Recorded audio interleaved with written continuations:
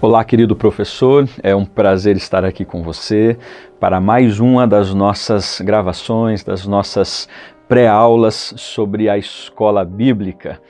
Na data de hoje, nós estaremos falando justamente sobre a lição de número 11, onde estaremos tratando acerca da fé perseverante. E aí, o texto base para a nossa fala, para a nossa reflexão, está justamente em Tiago, capítulo 5, do versículo de número 7 ao versículo de número 11. Dentro dessa lição, dentro da temática que Tiago está abordando nesses versículos, nós vamos perceber que estará sendo tratado acerca da parousia, ou do retorno de Cristo. E esta parousia, ou esse retorno que gera o contexto do versículo 7 ao versículo 11, há também tratativas que vão falar acerca da paciência, acerca da tolerância e também acerca da perseverança. Então, basicamente, dentro da lição de número 11, serão essas as tratativas que nós estaremos desenvolvendo, ok? Dentro da introdução, você pode fazer o link com os seus alunos relacionado à aula ou à lição anterior, a lição de número 10, em que Tiago tratou do verso 1 ao verso 6 sobre a advertência relacionada ao mau uso das riquezas. Por que fazer esse link?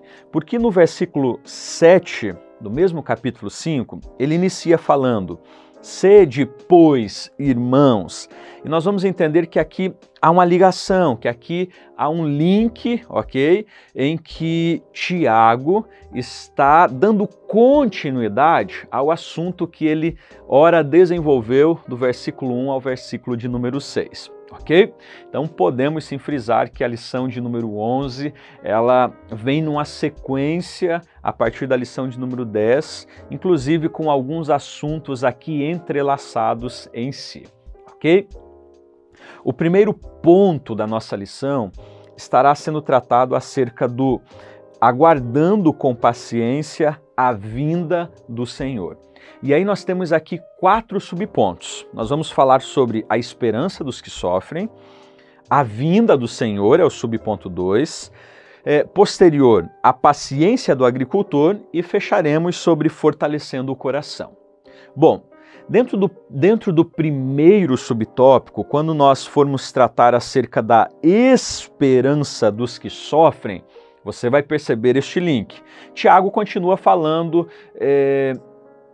aos trabalhadores pobres que estão sendo defraudados pelos ricos, pelos donos de propriedades, que ao invés de pagarem o salário aos seus funcionários, que tanto trabalharam, que tanto se dedicaram, acabaram, na verdade, por reter o salário e usando para benefício próprio. Então, Tiago ele continua ainda falando a estes trabalhadores, a estas pessoas pobres. Só que a tônica aqui, dentro do capítulo 5, versículo 7, Tiago vai enfatizar, vai falar para esses irmãos para que eles tenham paciência e esperem no Senhor, a esperança dos que sofrem. E aí, querido professor, o que é importante você frisar aqui é que a esperança dos que sofrem, e Tiago vai abordar isto, não é uma esperança realizada em fatores terrenos, e ela também não está embasada em fatores terrenos. Os pobres de Tiago 5 e 7, eles não deveriam ter a esperança de que o juízo terreno seria executado, os ricos seriam presos, as suas propriedades seriam vendidas e os seus bens distribuídos àqueles que foram defraudados. Não. A ideia que Tiago está expondo no texto é que a esperança destes homens, destes cristãos que estavam sendo defraudados, deveria estar alicerçada ou depositada no retorno de Cristo Jesus, na parousia. E é importante aí nós focarmos isso na sala de aula, justamente acerca da realidade que a nossa esperança, a esperança do salvo, a esperança do cristão, ela não deve estar embasada em meios terrenos. Não é? Nós temos aí muitos cristãos que são adeptos da filosofia humanista, do pensamento humanista, de que o homem precisa, através dos estudos, através da dedicação própria, do esforço comum, desenvolver as suas potencialidades, realizar transformações culturais. E aí nós vamos tendo esse discurso que vai sendo idealizado, o discurso de que um governo vai conseguir mudar a situação do país, uma instituição terrena vai conseguir redirecionar o atual momento em que estamos vivendo.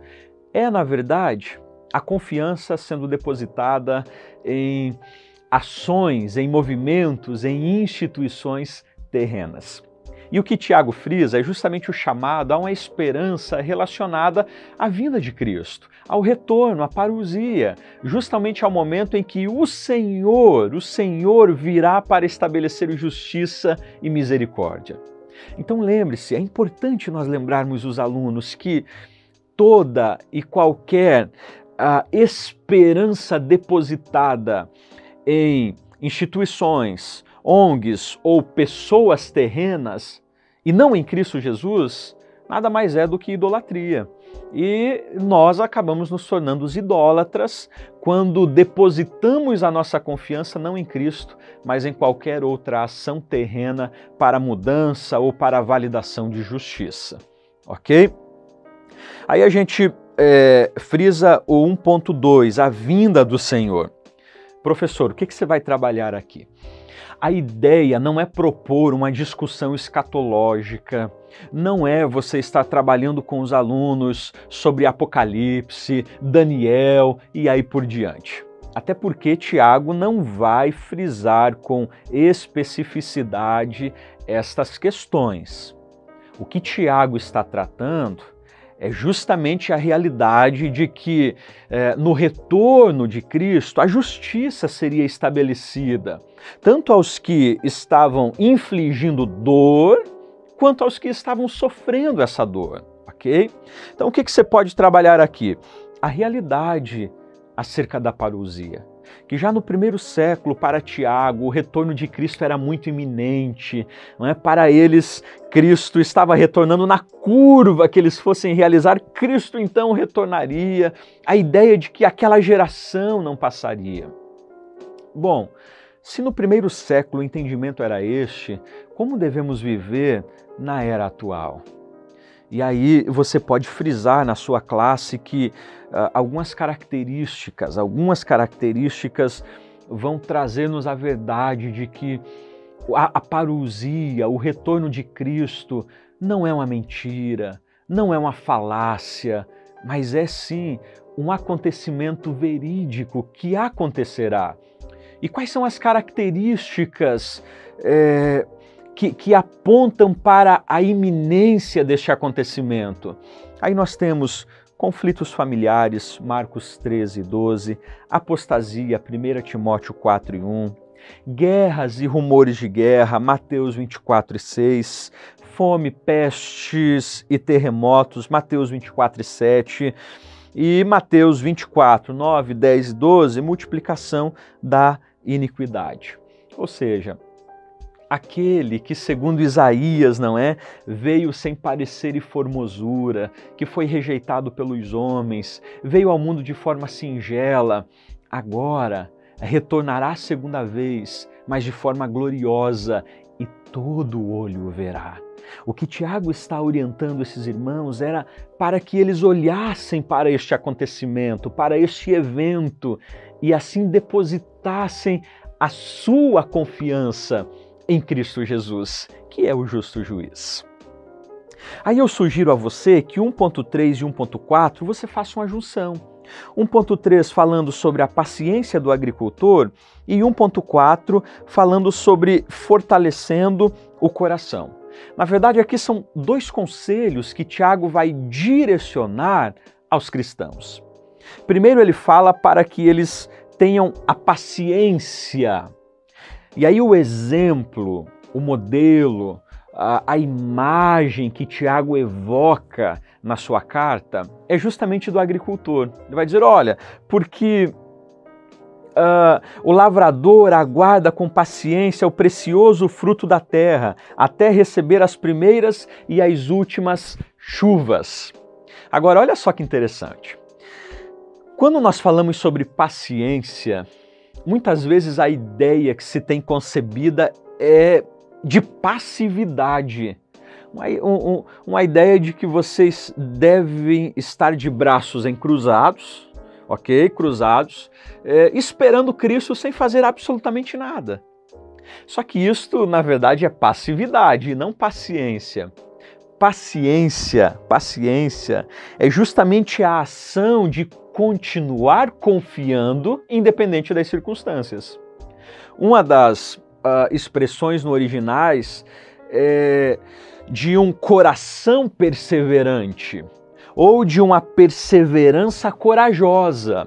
Ou seja, independente dos contextos, eu continuo confiando com convicção. Por que Tiago traz a imagem do agricultor? Porque o agricultor, enquanto espera, trabalha.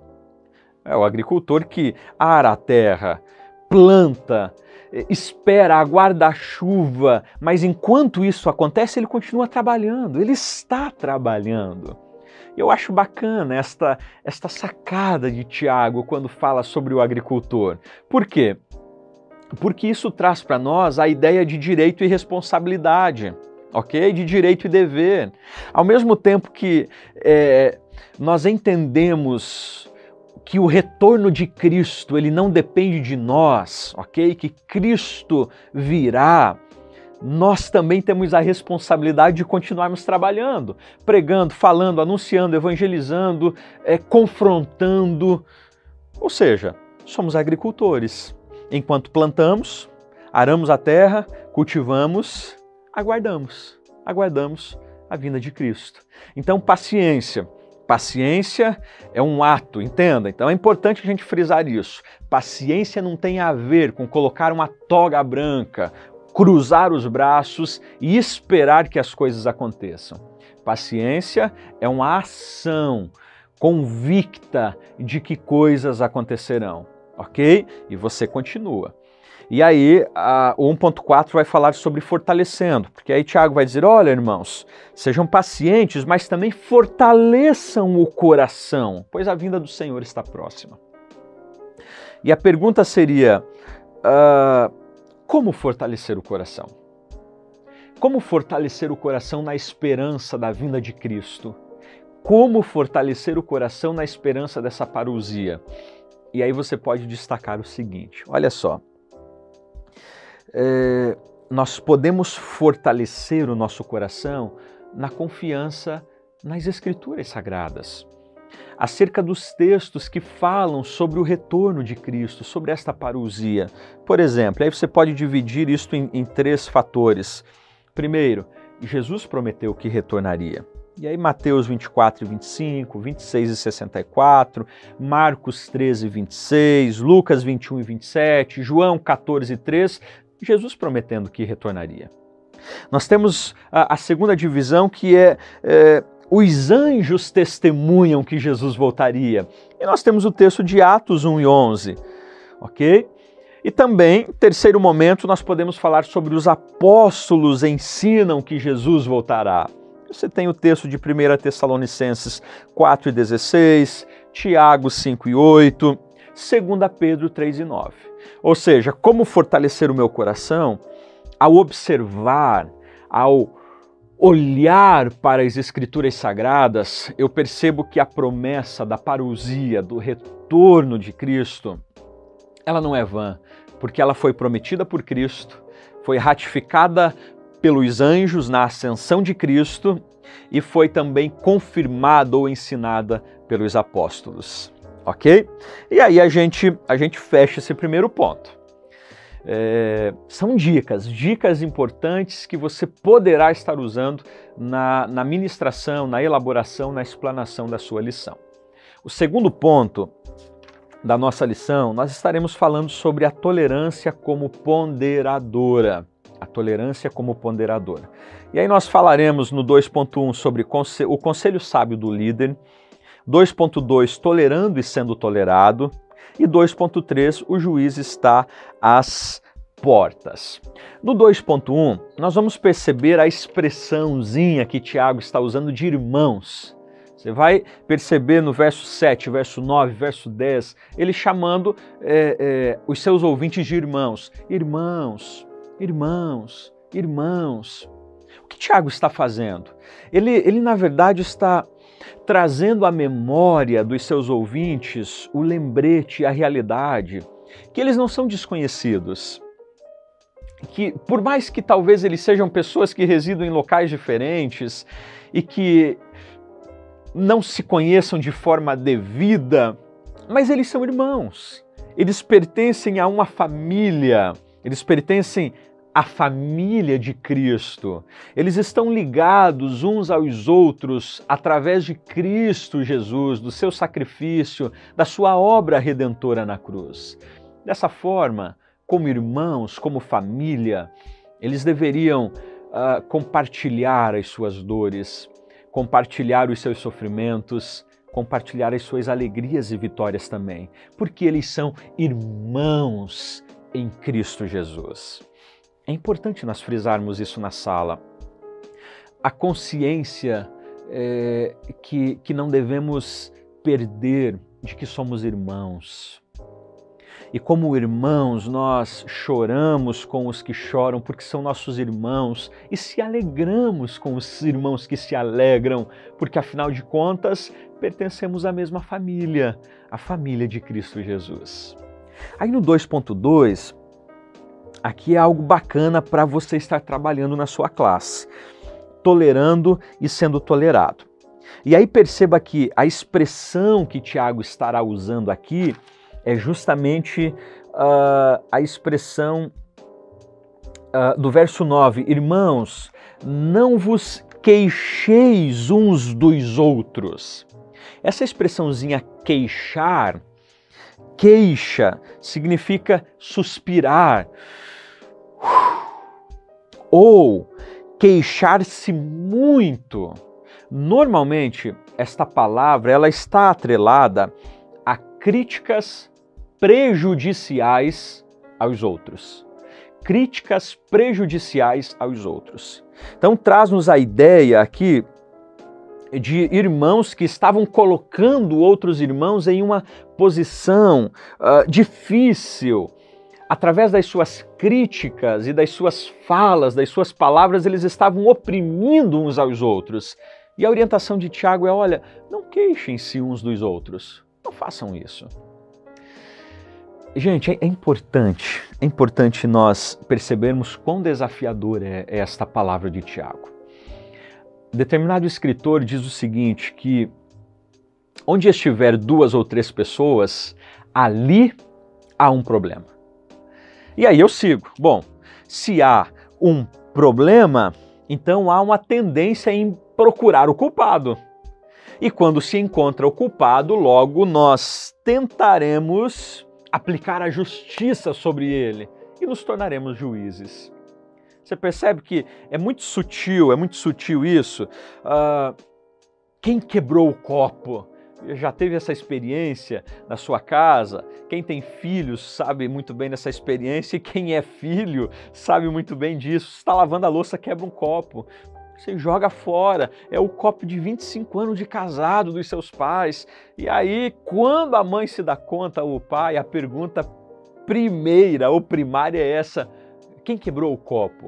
Eles não querem saber se o filho que quebrou o copo se cortou ou não, se machucou ou não, mas quem quebrou. É a procura pelo culpado. É a busca por aquele que errou para então expô-lo e assim julgá-lo. Dessa forma você está se colocando como juiz. Olha só que interessante isso. João 8, gente, o processo em que aqueles homens trazem aquela mulher adúltera e jogam-na diante de Cristo. São homens complacentes, que não praticam a justiça. Porque afinal de contas eles não trazem o homem que estava adulterando com a mulher, trazem apenas a mulher. E ao lançarem diante de Cristo, eles estão tentando se colocar como juízes. Olha, a lei fala isso, e você? Mas eles estão ali, eles são os juízes, os donos do poder e da razão.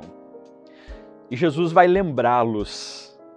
As palavras de Cristo dizendo: quem não tem pecado que atire a primeira pedra, é um grande lembrete à mente humana, é um grande lembrete na razão humana de que nós não estamos na posição de juízes. E que, na verdade, aqueles homens poderiam até estar de pé diante daquela mulher que estava prostrada ao pecado de adultério. Mas o que Cristo estava lembrando a eles é que a raça humana está prostrada diante do pecado. A raça humana está prostrada diante do pecado. E dessa forma eu não tenho a possibilidade, a capacidade, a integridade de se colocar na posição de juiz e julgar alguém, ok? Então Tiago vai lembrá-los acerca da importância de não queixar-se um contra o outro. Qual a sugestão então? Faça como José e Maria. Lucas 2, a partir do verso 41, percebem que Cristo não estava com eles, o Filho, não é? Então, ao invés de um ficar culpando o outro, você esqueceu Jesus? Não, você que esqueceu. Não, eu deixei com você. Eles retornam para Jerusalém. Havia um problema. Mas ao invés de queixarem-se um contra o outro, eles unem-se para resolver o problema. Esta é uma grande possibilidade de não queixar-se. Outra possibilidade de alimentarmos para não se queixar um do outro é seguir o conselho de Paulo em Filipenses 2 e 3. Cada um considere os outros superiores a si mesmo. Quando eu olho para o outrem com o entendimento que ele é superior a mim em muitas coisas ou em muitas ações, eu não terei com que me queixar dele. Então, ok? Trabalha essa questão e aí 2.3 é o fechamento de Tiago sobre a queixa. Tiago vai dizer, olha, porque o juiz está às portas. Ou seja, com a mesma fita métrica que você medir, você será medido também. Só que há um detalhe importante aqui a ser observado.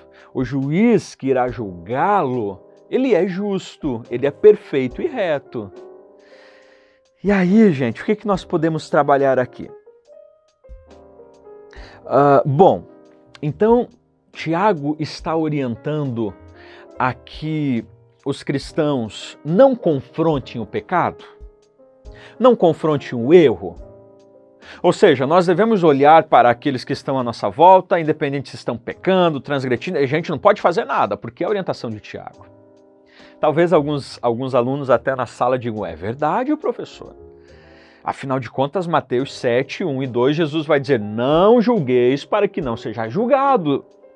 Porque da mesma forma que julgarem, vocês serão julgados. A medida que usarem também será usada para medir vocês. Então assim, a gente não deve expor ou confrontar o erro do outro. Olha o texto bíblico. Só que isto é uma grande inverdade, é uma interpretação errônea. Porque na sequência do texto de Tiago 7.1, 7.2, 7.3, 7.4, 7.5, nós vamos perceber que o que Cristo está condenando aqui é o julgamento hipócrita. Porque aí Jesus vai dizer, peraí, você quer tirar o cisco do olho do seu irmão, mas tem uma trave no seu? Tire primeiro a trave do seu olho, então depois auxilie o seu irmão com relação ao cisco. O que Jesus está falando? Não cometa julgamentos hipócritas. Não queira corrigir o outro sobre algo tão pequeno, sendo que você tem coisas muito superiores a ser corrigidas. Mas Jesus não proíbe de que a exortação e o confronto seja feito. Corrija-te a ti mesmo, tira a trave, e então depois auxilie o seu irmão a tirar o cisco. Não é a ideia de você julgar, de você se colocar como juiz, não. Mas a ideia é de se colocar como irmão, ok? Ao lado. E ao lado de eu auxilio nas suas fraquezas e ele auxilia-me nas minhas fraquezas. E assim nós caminhamos auxiliando um ao outro. Ok? Então, frise essa questão dentro da sua classe. É importante frisar. Se a minha fita métrica for uma fita métrica dura, de forma dura serei julgado também. Mateus 18, 21 e 35. É importante você lembrar isso na classe. Não é o servo que devia 1000 talentos. É perdoado pelo seu senhor e aí vai cobrar aquele que lhe devia míseros denários e lança-o na prisão. Ele então é julgado da mesma forma que ele faz com o outro. Ok? A gente fecha esse ponto 2 e nós vamos para o ponto 3 da nossa lição. Falando sobre a perseverança do cristão e a bondade do Senhor. E aí nós temos 2 subpontos: a veracidade dos sofrimentos e modelos do passado. E eu vou pedir para você, posterior, aumentar mais um ponto, que a gente vai chamar o ponto 3.3, esperança em meio às tribulações. Ok? Então, dentro do primeiro ponto, a veracidade dos sofrimentos, é importante aqui nós levantarmos algumas questões aos nossos alunos. O sofrimento, qual é a origem dele? Você se sente injustiçado quando está sofrendo? E nós vamos perceber que, na verdade, o homem moderno tem muita dificuldade em lidar com o sofrimento. Nós vamos perceber de forma muito nítida que as pessoas indagam: por que eu? Por que isso teve que acontecer com a minha família? Por que isso aconteceu com o meu filho? O que eu fiz para merecer isto? Estas palavras, na verdade, nada mais ecoam do que um brado de que o homem está sendo injustiçado por um Deus carrasco. A ideia de que o homem é bom, mas existe um ser aí que é superior e lhe inflige e gera dores e sofrimento ao homem. E isso é uma grande inverdade. Isso é uma grande inverdade. A gente precisa refutar a teologia neopentecostal, a teologia da prosperidade, a ideia de que porque somos filhos de Deus, estamos imunes ao sofrimento, às dores, devemos sempre prosperar, jamais podemos ficar doentes porque a doença é do diabo ou porque ela é causa de pecados. Gente, isso é uma grande mentira, isso é uma grande falácia, isso nada mais é do que um ensino derivado da teologia neopentecostal que abriu mão das escrituras sagradas. E a gente precisa refutar, rechaçar estes ensinos. Professor, mas então, onde está o problema do mal? Olha só, precisamos entender que Deus não fez o homem para o sofrimento. Lamentações de Jeremias 3:3, Deus não tem prazer em dar sofrimento e tristeza ao homem. Então como? Gente, a saga do sofrimento do homem inicia em Gênesis 3. Após a queda, após a transgressão da lei, a desobediência do homem, a desobediência da humanidade em Adão e Eva, nós temos então agora não apenas o experimento do pecado, mas sim a dor também, o sofrimento, o mal. Ele se torna agora companheiro do homem durante a sua jornada e peregrinação na terra. Jesus vai dizer isso em João 16:33, no mundo tereis aflições. E Jesus não estava aqui prometendo aflições, ele estava simplesmente fazendo uma leitura da realidade, é uma constatação acerca da realidade. No mundo vocês terão aflições. Então nós precisamos lembrar que cristão sofre sim, cristão é afligido sim, cristão fica doente sim, fica desempregado sim, perde. Cristão é ser humano e como ser humano ele sofre como qualquer outra pessoa, ok? Jesus não promete imunidade ou estufa espiritual de proteção para os cristãos. Aí no 3.2, modelos do passado. o que Tiago está evocando aqui? Tiago está falando para que os cristãos olhem para os fiéis do passado, os profetas, e ele inclusive vai citar o próprio Jó, que foram homens que sofreram, que passaram por aflições, por sofrimentos de uma natureza tamanha, mas que persistiram, que perseveraram. Veja, e aí o que a gente pode trabalhar aqui? Nós podemos trabalhar que o sofrimento, a dor, ela não significa pecado. E também ela não significa desobediência, ok? Mas ela simplesmente está, como nós falamos, atrelada ao fator humano. Ao fator humano. Ou seja, sendo homem, logo haverá sofrimento. Desta forma, o que Tiago está frisando é: a paciência e a perseverança dos santos do passado devem servir de inspiração para os cristãos do presente. Ao olharmos para os profetas do Antigo Testamento, para a vida de Jó e de tantos outros que sofreram, que padeceram, mas que perseveraram, essas histórias nos inspirar para que a gente persevere também, entendendo que a nossa obediência não é um vale para barganharmos com Deus exigindo proteção ou imunidade, ok? E que a nossa desobediência ou obediência, de qualquer forma, nós experimentaremos dor e sofrimento, ok? E aí o ponto 3.3 que a gente vai acrescentar, falando sobre esperança em meio às tribulações. O que é isso? Olha que interessante o verso 11, o grande paradoxo que Tiago cria. Que Tiago vai dizer: eis que temos por felizes os que perseveraram firmes. Perseveraram no quê? No sofrimento. Então ele coloca a felicidade ao lado de sofrimento. Ele coloca a alegria, a bem-aventurança ao lado de pessoas que padeceram privações e sofreram muito. E o exemplo que ele chama aqui é o exemplo de Jó. Os cristãos estão sendo convidados aqui, se olha o verso 11, vai perceber ele dizendo: tendes ouvido da paciência de Jó? Ou seja, é um convite para olhar para trás, para a vida de Jó. Mas ele diz o seguinte: e vistes que fim o Senhor lhe deu? E aí os alunos vão gostar, porque eles vão dizer: nossa, Jó sofre, é verdade, ele padece muito, mas olha o fim que Deus deu a ele. Se tornou um homem próspero, rico, o dobro de tudo que ele possuía.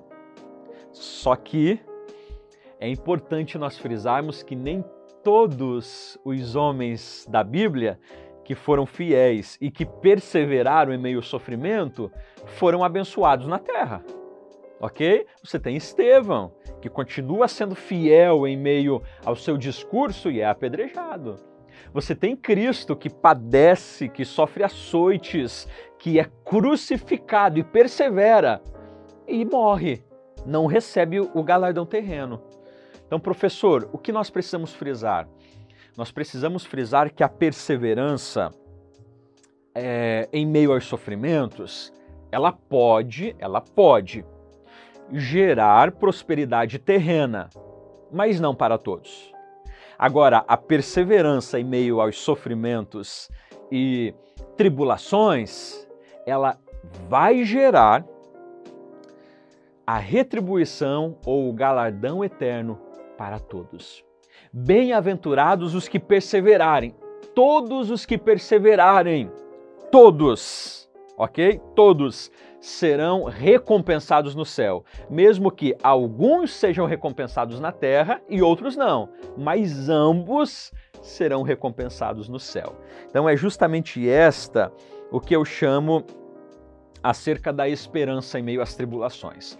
Quando nós estivermos passando pelas tribulações, pelos desafios, pelos embates, pelos sofrimentos, a gente deve lembrar da imagem dos profetas do Antigo Testamento, da imagem de Cristo que padeceu e sofreu. E que mesmo que nós não sejamos recompensados aqui, mas há uma herança incorruptível que nos aguarda nos céus.